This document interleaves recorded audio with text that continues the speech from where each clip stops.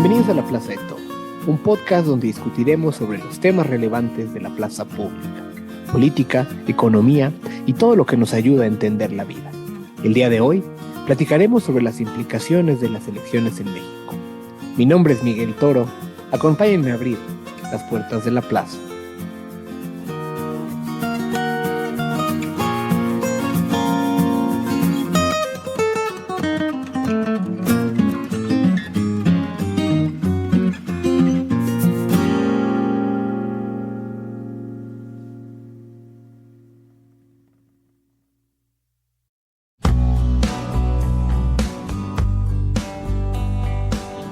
El pasado 2 de junio, las y los mexicanos le dieron un contundente triunfo a Morena y sus partidos aliados. No solo se convertirá Claudia Sheinbaum en la primera presidenta de México, sino que también lo hará con prácticamente todo el poder a su disposición. Y es que si repasamos un poco los resultados de los diferentes comicios, vemos que Morena fue el gran ganador en casi todos ellos. Triunfó en la contienda presidencial por más de 30 puntos de diferencia frente al segundo lugar. A nivel de gubernaturas, ganaron 7 de las 9 contiendas que habían, defendiendo 6 donde Morena tenía el gobierno local, incluyendo Puebla, Veracruz y la Ciudad de México, pero inclusive le pudieron arrebatar al PAN la gubernatura de Yucatán, pese a que el partido blanquiazul había tenido un buen gobierno. Pero es en el Congreso donde se ve la gran fuerza del triunfo morenista. Ganaron las senadurías de 30 de 32 entidades federativas y se perfilan para contar con la mayoría calificada en la Cámara de Diputados y quedarse a solo 2 senadores de contar con ella también en el Senado de la República. Quiero dedicar los próximos 2 episodios del podcast a analizar detalladamente ciertos aspectos de la elección que nos permitan entender mejor qué pasó en esta, por qué se votó así y qué implicaciones tiene para el futuro del país. Este primer episodio se centrará en comprender cómo votaron las y los mexicanos y por qué lo hicieron de esta manera. El segundo episodio nos enfocaremos en vislumbrar algunos escenarios futuros dado el reequilibrio de fuerzas políticas. Ya habrá tiempo más adelante en el año para desmenuzar el paquete de reformas que pretende Morena aprobar en el Congreso en el mes de septiembre. Por el momento, creo que es pertinente darle la lectura adecuada a los resultados de las elecciones, para no enfrascarnos en discusiones estériles que poco importan para comprender la realidad del país. Espero este análisis les sea útil y les agradezco mucho su sintonía a la Plaza de Toro. Comencemos revisando los perfiles de las personas que votaron por los distintos partidos con la información de algunas de las encuestas de salida realizadas el día de la elección. Para ello, me acerqué con el doctor Alejandro Díaz Domínguez, profesor e investigador de la Escuela de Gobierno y Transformación Pública del Tecnológico de Monterrey, que es experto en materia de opinión pública, para que nos comente cómo votaron los mexicanos. Claro que sí, podemos dividirlas en 3 grupos. Una, las demográficas; segunda, aquellas que se vinculan con las orientaciones ideológicas; y tercero, aquellas que se refieren a elementos de más corto plazo, como aprobación presidencial y temas de la campaña. Respecto a los demográficos, resulta claro que no hubo una división por género. Se tenía el temor de que por tratarse de 2 candidatas mujeres, una proporción importante de hombres rechazar incluso hasta participar. Sin embargo, no se aprecia una diferencia clara entre hombres y mujeres por las candidatas. En algunas encuestas de salida sí se aprecia algunos puntos más de mujeres por Xóchitl Gálvez y algunos puntos más de hombres por Claudia Sheinbaum.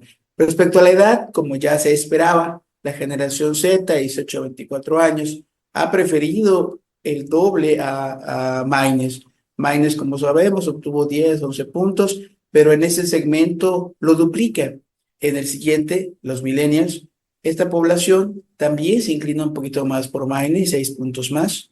Sin embargo, en todos los grupos de edad, la candidata Sheinbaum es la que gana por más de la mitad de las preferencias. Llama también la atención que conforme la edad aumenta, llegando a las personas adultas mayores, abrumadoramente 3 de cada 4 prefieren a Claudia Sheinbaum. Respecto a escolaridad, como ya se adelantaba en otras mediciones, lo que observamos en las encuestas de salida disponibles es que mayor nivel de estudios, mayor preferencia por Xochitl Gálvez. Menor nivel de estudios, mayor preferencia por Claudia Sheinbaum. Esto no fue así en 2018, cuando Morena era el partido opositor. Y hemos de decir que estos rasgos asemejan a la vieja discusión de más educación, menos PRI, más ingreso, menos PRI. Ahora es más ingreso, menos Morena, más educación, menos Morena, favoreciendo ingreso y educación en los niveles más altos, claramente a Xochitl Gálvez. Sin embargo, otra vez es importante recordar que en ninguno de los grupos, ni de educación, ni de edad, ni de ingreso, Claudia Sheinbaum pierde menos de 48% de la intención de voto. Ahora, respecto a las ideológicas, es natural, entre más me ubico en la izquierda, más votos Sheinbaum, entre más me ubico en la derecha, más votos Xochitl Gálvez, y un pedacito del centro, casi un cuarto, prefiere a Maines, lo cual nos sugiere que, en efecto, había una tercera opción, minoritaria si se gusta, muy pequeña si se gusta, pero ahí estaba presente. Respecto a las etiquetas ideológicas como la 4T, o preferir continuar con la transformación, resulta muy claro que 9 de cada 10 personas prefirieron a Claudia Sheinbaum y en contrario, aquellas personas que rechazaban esas etiquetas ideológicas preferían a la oposición, mayoritariamente a Xochitl Gálvez. Finalmente, respecto a la aprobación presidencial, esa se traduce muy bien en favorecer a Claudia Sheinbaum. Una alta aprobación del presidente favorece 90-95% de las personas prefieren a Claudia Sheinbaum. Un rechazo al presidente se traduce en automático al apoyo en favor de Xochitl Gálvez. Esto nos sugiere que esta variable de aprobación presidencial es muy relevante para la elección. Finalmente, respecto a los temas, ni seguridad, ni economía, ni corrupción, ni reducción de la pobreza son temas que dañen a Claudia Sheinbaum. De hecho, obtiene 48, 49, 52, 66% de apoyo en estos temas. No se le percibe como alguien responsable ni a ella ni a su partido. Lo que nos sugiere también que las personas probablemente están evaluando estos temas con otros ojos, es decir, con ojos de este gobierno no lo va a resolver porque no es un problema que se resuelve en 6 años, hay que seguir dándole continuidad al proyecto que encabeza el partido que a la postre ganó la elección. Esa es una posible explicación. Y finalmente, pues hay que decirlo también, no tenemos encuestas de salida para todas las elecciones locales. Hay varias para Ciudad de México y se replica un poco más, con más porcentaje para el caso de Ciudad de México, las mismas variables en favor de Clara Brugada, las mismas variables en favor de Santiago Tahuada. La diferencia es que el porcentaje de Tahuada es un poco mayor, 40%, y entonces se ve mucho más clara la distribución. Recapitulando, aunque Claudia Sheinbaum ganó en prácticamente todos los cruces demográficos de edad y educación, se alcanzan a identificar algunas tendencias claras. Los adultos mayores fueron su principal grupo de votantes, mientras que el apoyo más grande de Movimiento Ciudadano se dio entre los jóvenes de la generación Z. Con respecto al nivel de estudios, quienes más votaron por Xochitl Gálvez son la gente con más grados académicos, mientras que, en segmentos de la población con menor nivel educativo, el margen de victoria de Morena se incrementó. Estos resultados están correlacionados con el nivel de ingreso, ya que a mayor nivel de ingreso, menos gente votó por Morena. Asimismo, parece que el presidente López Obrador fue muy exitoso en enmarcar la discusión en sus términos, ya que la gente consideró el hecho de continuar la transformación por encima de opiniones negativas a múltiples problemas como son la inseguridad e inclusive algunos de carácter económico a la hora de realizar su voto. La pregunta que surge es, ¿qué explicaciones hay con respecto al por qué la gente votó de esta manera?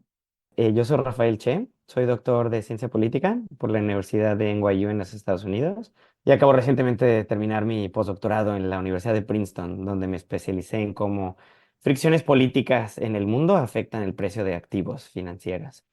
Actualmente soy socio de la firma Signum Global Advisors, con base aquí en Nueva York, y prontamente vamos a abrir una oficina en la Ciudad de México. Yo creo que fue una elección histórica. La verdad, no habíamos visto estos números ni de voto por presidente, presidenta, ni apoyo de un partido en el Congreso, una coalición de partidos desde los 80.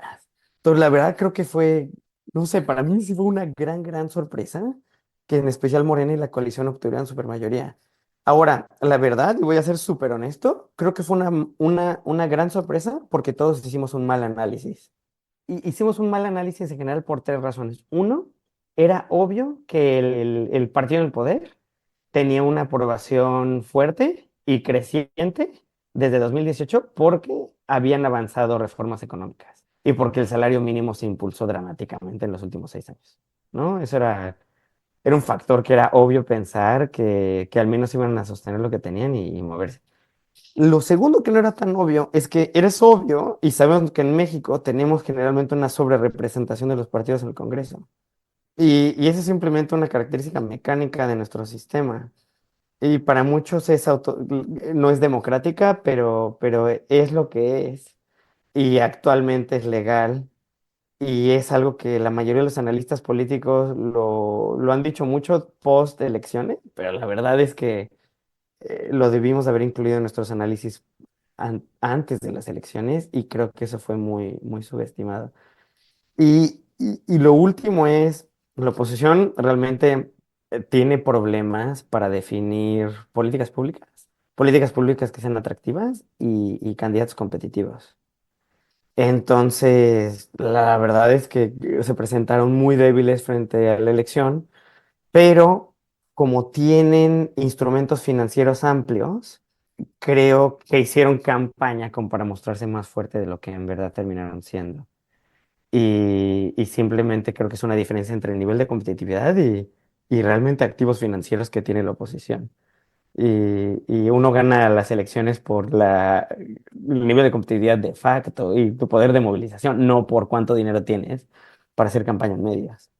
Si yo me voy y hago referencia a estudios académicos de los últimos años, y no solo de México, sino de otros países donde hemos visto incrementos de salarios mínimos, lo que nosotros vimos es dos cosas. Uno, que cuando ha habido incrementos de salarios mínimos y si además de eso se le añaden transferencias sociales, lo que uno ve es un fortalecimiento del consumo doméstico. Y ese consumo doméstico se ha transformado en mayor confianza de consumo. Entonces, no solo es un cambio de facto digamos, en el ingreso de los ciudadanos, sino es un cambio en expectativas. Y eso ha sido muy positivo para México en los últimos 3 años. Entonces, yo sé que ha habido mucha animosidad pensando que los incrementos por ejemplo, de salario mínimo en México implican mayores costos empresariales, pero la realidad es, uno, las empresas mandan eso al consumidor último. Entonces, las empresas, eso no es un costo empresarial. O sea, creo que ese es un error al pensarlo de esa manera. Dos, lo que vimos es una reactivación de la actividad de servicios en México desde 2021, desde el tiempo duro de la pandemia hasta ahora. Y fue tal el efecto en el sector servicios en México y de la reactivación del consumo doméstico que sostuvo la recesión manufacturera que vimos en el 2023. Entonces, creo que esto es lo que nos ha faltado mucho en el análisis para entender qué es lo que está pasando de facto. Lo que creo que a veces muchos pierden es que contrastan esto con otra realidad que es un bajo crecimiento económico. Y es sí, tuvimos un bajo crecimiento económico porque cuando hacemos el promedio de estos tres sectores, crecimos irrisoriamente en los últimos años, o en 2023. Y las proyecciones a largo plazo también son pequeñas, pero sí ha habido esta como recomposición de la economía en los últimos años. Ahora, lo que decías en expansión de políticas sociales, no solo ha generado como este efecto positivo en confianza del consumidor, pero políticamente es uno de los mejores instrumentos que existen allá afuera. Y creo que López Obrador lo ha entendido perfectamente. Y lo que hizo Claudia Sheinbaum ayer, al modificar el plan C de Obrador al plan C de Claudia, que es lo que creo que va a empezar a hacer, lo que hizo fue, ok, vamos, básicamente López Obrador quiere tener esta pensión, por ejemplo, para viejitos, reducir los años a 60, 64.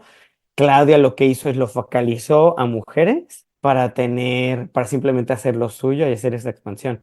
Lo que quiere decir es que ella está entendiendo que eso le va a dar votos y legitimidad y está construyendo su base de legitimidad de aquí en adelante.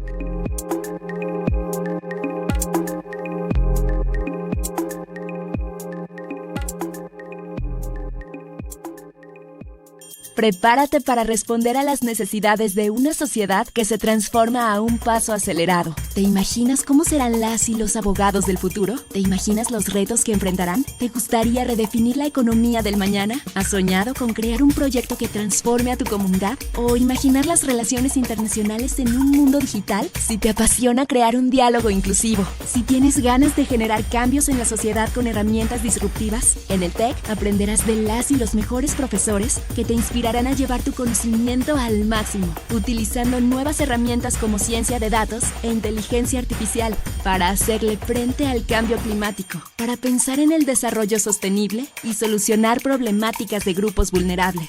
Y hasta, ¿por qué no?, construir un mundo con más justicia y menos corrupción. Resolvamos juntas y juntos los dilemas que a todos nos preocupan. Prepárate para impactar al mundo de forma positiva y desarrolla tu liderazgo con enfoque social. Conoce Derecho, Economía, Relaciones Internacionales y Gobierno y Transformación Pública. Estudia en el TEC y analiza el pasado, comprende el presente y proyecta el futuro. TEC de Monterrey, tu potencial transforma, cambia, mueve al mundo. Una de las consecuencias de la pasada elección es que Morena y aliados muy probablemente contarán con mayoría calificada en la Cámara de Diputados y muy cercana a esta en el Senado. Con ello, pueden esencialmente aprobar cualquier tipo de reforma constitucional sin tener que negociar con la oposición. Entre esas reformas hay de todo tipo, pero en materia política destacan la reforma al Poder Judicial y una reforma electoral que pretende rediseñar el Estado mexicano como lo conocemos. Por un lado, se pretende que los jueces, magistrados y ministros de la Suprema Corte sean electos vía voto popular en lugar de ser nominados por el presidente y nombrados por el Congreso. Como ha sucedido en otros países donde los jueces son electos vía campañas electorales, es mucho más sencillo capturarlos, dado lo oneroso que es hacer campañas políticas. Se requiere de mucho dinero y recursos para poder ganar elecciones a nivel piso. Por el otro lado, se busca reducir el presupuesto de los partidos políticos, así como eliminar los congresistas plurinominales, quedándonos únicamente con los de mayoría relativa, pasando así de 500 diputados a 300 y de 128 senadores a 64. Cuando hay puros distritos de mayoría relativa, normalmente queda aún más sobrerepresentado el partido más grande de lo que sucede en distritos de representación proporcional, como pasa actualmente. Al mismo tiempo, se pretende que los consejeros del INE y del Tribunal Electoral del Poder Judicial de la Federación también sean electos por voto popular.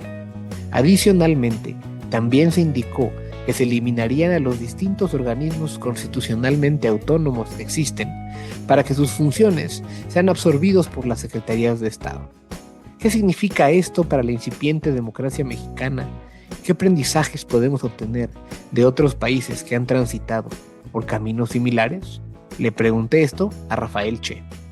Interesante porque, ¿sabes? Esta es, yo creo, la principal preocupación, no solo interna, pero es una de las pocas preocupaciones internas que también externamente generan mucho ruido. Y por externamente me refiero no a otros gobiernos, es a mercados financieros.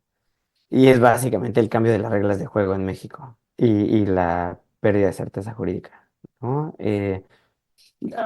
Digo, para enumerar las reformas que tienen como este tipo de problemas, es la reforma judicial, la reforma electoral, que hasta el momento lo que Claudia ha dicho, sí, y lo que dijo ayer por la tarde es que es una reforma que quitaría la figura de reelección. Y si quieres, ahorita nos metemos a detalle qué quiere decir eso.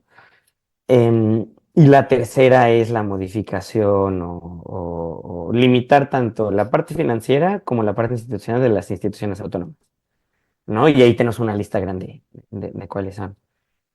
Y en las tres sí hay cambios como justo de esas reglas de juego, de cómo van a operar, cómo van a operar tanto los partidos como políticos, como el sector empresarial doméstico y extranjero en México.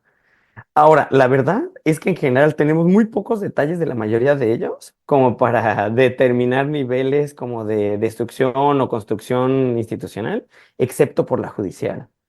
Y en la judicial es donde creo que tenemos un poquito más claro a qué se refiere como esta reforma constitucional, que es básicamente disminución de la Corte de 11 a 9 magistrados Ministros. o Ujú. ministros, elecciones, la recomposición de los jueces a través de una elección general el siguiente año, más otras modificaciones secundarias al actuar del Poder Judicial.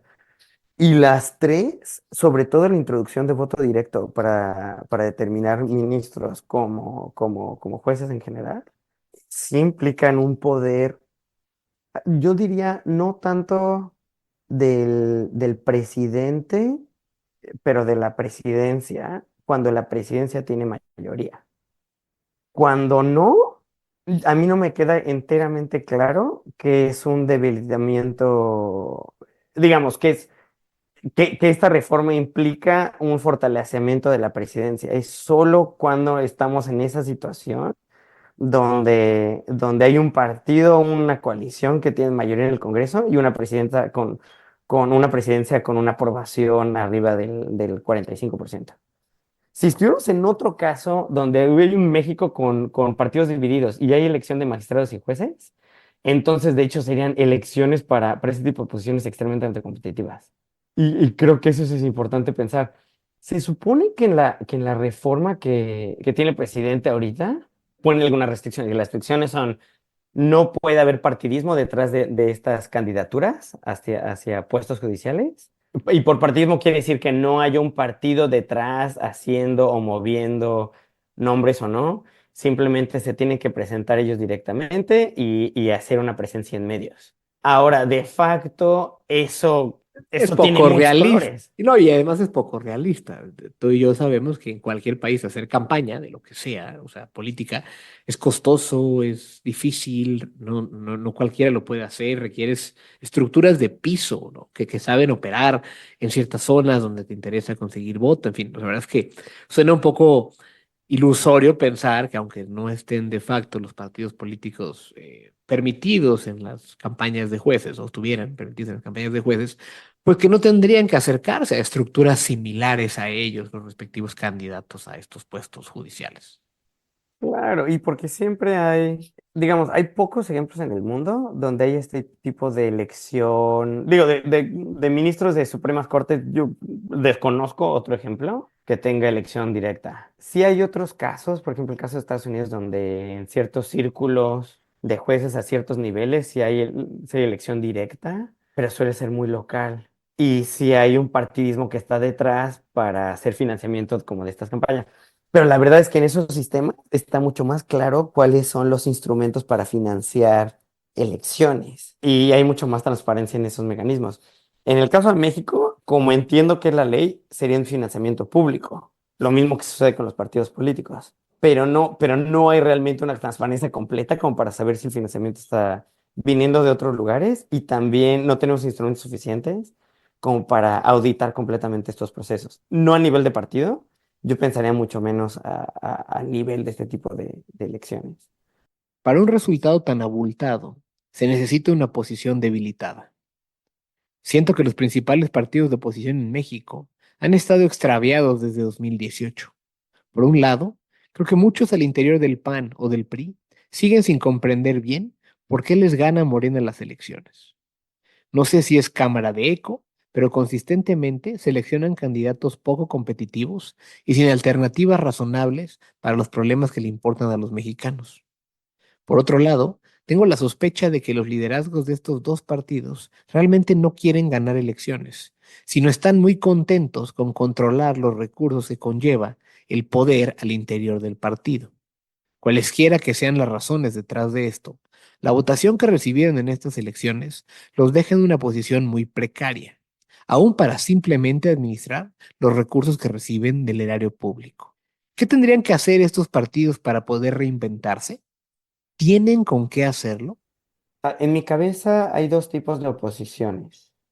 Una es la oposición de su mismo partido, y si quieres ahorita platicamos un futuro de eso y regresamos al tema de su legitimidad. Y otra es la oposición externa, que es la oposición de otros partidos. Y la tercera, que es la que muchos tienen en la cabeza, que es la oposición de los mercados. Pero hablando de la segunda, que es la oposición de otros partidos, creo que en la elección vimos tres grandes problemas. Uno, falta de candidatos competitivos. Tienen esta falta de candidatos competitivos porque no han seguido la estrategia del Atlas, que es no tienen una formación de fuerzas básicas. En general, tienen una gran pobreza institucional los partidos de oposición para generar ese tipo de fuerzas básicas internas y generar liderazgos. Y la segunda cosa es, sí tenían candidatos competitivos en muchos estados y en muchos municipios, pero muchos los perdieron con Morena, porque era simplemente obvio que Morena, con las estrategias a nivel nacional, iba a arrasar en las elecciones y todos los candidatos son actores racionales. Entonces decidieron abandonar el bote antes de que se hundiera. Esa fue la segunda. Y la tercera es que estos partidos de oposición no hicieron como un sistema de atrapar o de tratar de incentivar que esta, como de no perder esta diáspora, ¿no? O de no perder esta salida, esta migración hacia Morena. Y la verdad no lo hicieron porque decidieron no voltearse al interior en sus partidos. Los dos ejemplos son el PRD y el PRI. El PRI y el PRI no tuvieron elecciones primarias para elección del candidato presidencial. Aun cuando se hubiera decidido que Xóchitl iba a ser la candidata de coalición, de todas maneras debieron hacer un ejercicio de democracia al interior para rebotar nombres, un poquito como hacer movilización interna como práctica antes de las elecciones de junio, para limpiar un poco sus listas, etcétera. Y lo que decidió la cúpula de PRI y el PRD junto con el PAN, pero sobre todo el PRI y el PRD, es no tener este proceso de democracia interna. Y eso los debilitó muchísimo. Después de las primarias, hubo una gran salida de candidatos hacia Morena, y la segunda gran salida se dio 2 semanas antes de la elección, en junio.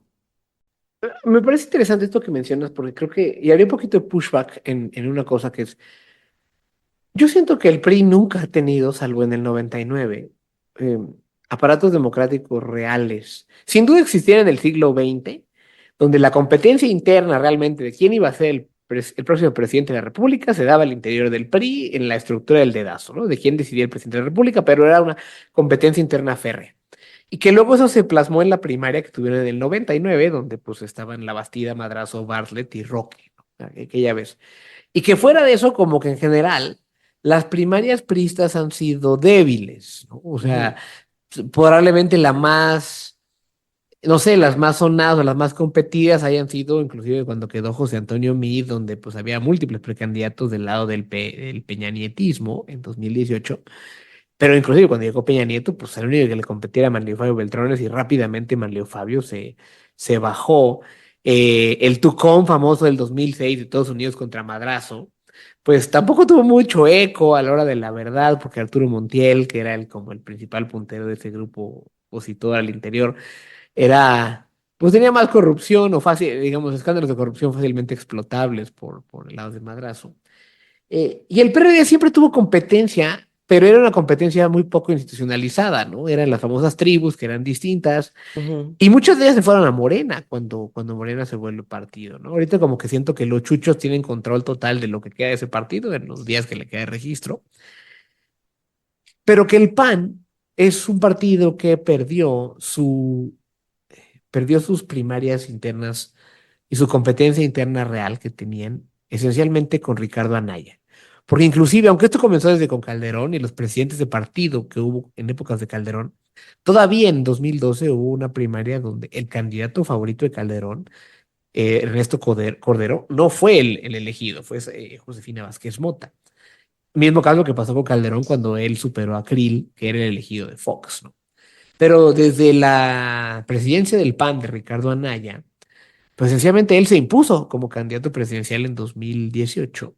Y desde entonces pareciera que el Marco Cortés pues nomás ha generado réplica del mismo sistema, porque la selección de la candidatura de Xochitl como abanderada de la alianza se percibió todo menos democrática una vez que pues cuando se iban filtrando los candidatos y solo quedaban ella y Beatriz Paredes, pues no hubo ninguno de los esquemas como de votación primaria que le habían prometido al electorado y que creo que mostraron mucho el talante no democrático de estos.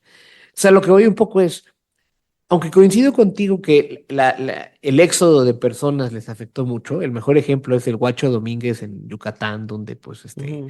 él era panista hace un año y ahora es el nuevo gobernador de Yucatán por parte de Morena. Mi impresión es que tienen rato sin tener ninguna estructura democrática y entonces pues como que eso, pues no lo vería con tanto poder explicativo para ver un poco por qué se han debilitado tanto. Tienes razón si lo pensamos. Si me preguntaras de los tres partidos, el PRD, el problema del PRD es que se quedó sin espacio donde hablar, porque no puedo hablar desde la izquierda, ¿no? No es una izquierda progresista y al no tener primarias, de hecho, el no tener primarias simplemente refleja que se volvió un partido satelital. Entonces, en ese sentido, creo que nos sorprende que el PRD desapareciera.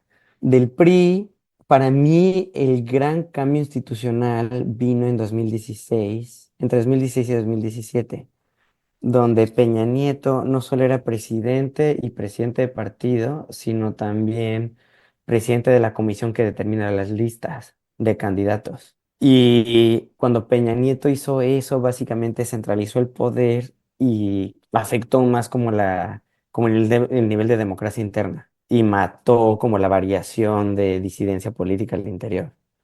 Y desde entonces el PRI nunca recompuso su aparato democrático interno. Entonces la verdad es que creo que ahorita estamos viendo el efecto de eso, porque el PRI fue el partido que más perdió en las elecciones. Y del PAN, digamos, lo que pasa con el PAN es que van cambiando la estructura de liderazgo, pero sí sostienen grupos con relativa fuerza al interior. Entonces sí hay una mayor competencia al interior. Y de hecho el PAN le fue exactamente igual que en 2018. O sea, no hubo gran cambio con el PAN, yo no veo ningún gran cambio institucional o no. Y entonces la pregunta es, moviéndose adelante, ¿qué puede hacer la oposición? La oposición, más que pensar en políticas públicas progresivas, deberían de primero pensar su reconstrucción institucional. Si quieren ser partidos que expandan su posición. Y la verdad es que ahí tienen muy buenos ejemplos a nivel internacional en donde podrían caer. Y los buenos ejemplos están viniendo desde Argentina y el radicalismo de derecha europeo. Hablemos de Movimiento Ciudadano. Creo que los resultados de MC son agridulces. Aunque el 10% del voto que logró obtener Jorge Álvarez Maínez es un resultado mayor de lo que se esperaba para ese partido, tras el sainete de la fallida candidatura presidencial de Samuel García, y que Pablo Lemos retuvo la gobernatura de Jalisco, en general se achicaron frente a su tamaño de 2021. En la Cámara de Diputados, con poco más de 10% del voto, ganaron únicamente uno de los 300 distritos de mayoría relativa. En el Senado no ganaron en ningún estado, obteniendo solo 2 escaños de primera minoría en Jalisco y en Nuevo León, donde Colosio Hijo apenas rascó los votos suficientes para obtener esa curul. A nivel de los congresos locales, también se debilitaron. ¿Qué evaluación haríamos del desempeño de Movimiento Ciudadano? Y estos resultados favorecen la narrativa de que se posicione como el principal partido de oposición en el futuro. Para que un partido pueda posicionarse como un real partido de oposición a nivel nacional, necesita tres cosas. Necesita un plan estructural de políticas públicas, que Movimiento Ciudadano no tiene. Necesitan presencia nacional, que Movimiento Ciudadano no tiene. Y ahorita no tiene la capacidad de expandirse. Y la tercera cosa es que necesita existir un claro espacio ideológico donde puedan presentar su plan de política pública. Y tampoco me queda claro que eso exista. ¿O qué es tan grande? Porque si están en medio entre Morena y la alianza PAN-PRI, o lo que quede de ellos, digamos, partidos de derecha, pues tampoco es tan grande ese espacio. No, y están muy focalizados en Jalisco y en Nuevo León. Creo que lo hicieron mejor de lo que jamás nadie hubiera esperado en la elección.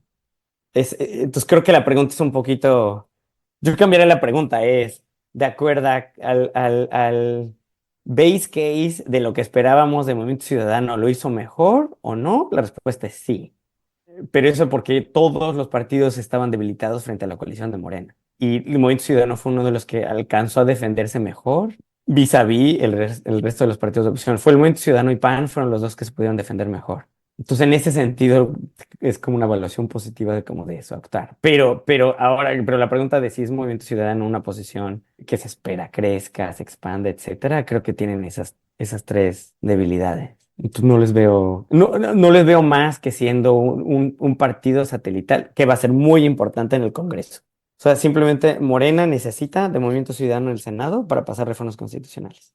También lo puedo obtener del PRI, que también es algo factible dependiendo del tipo de reforma, pero Movimiento Ciudadano va a ser ese partido pivotal, clave, y al revés, lo que Movimiento Ciudadano debería de intentar de ser es ser un partido verde, o como el Partido Verde actuó en los últimos 15 años. Ese sería lo estratégico para ellos, es vincularse muy bien con algún sindicato, tener presencia muy, muy fuerte territorial y volverse pivotal en el Congreso.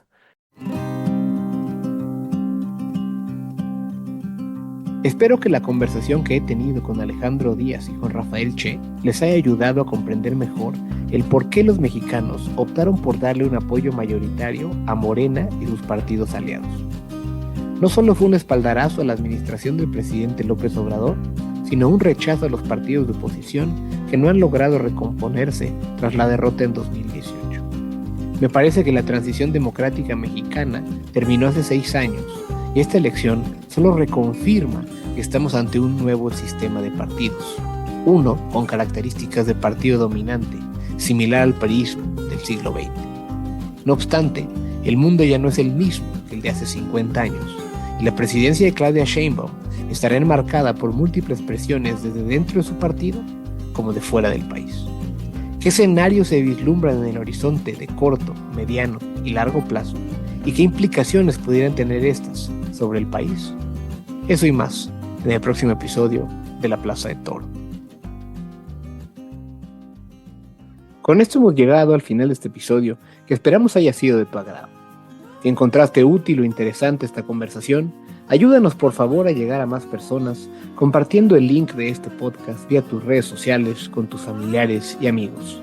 Recuerden que pueden encontrar todos los episodios del podcast en el app de Podbean, Apple Podcast o Spotify buscando La Plaza de Toro. Si pueden, en cualquiera de estas plataformas, déjenos comentarios o un review. Para cualquier cosa me pueden encontrar en Twitter en @MiguelAngelToro. Muchas gracias por escucharnos. Mi nombre es Miguel Toro y es momento de cerrar las puertas de la plaza.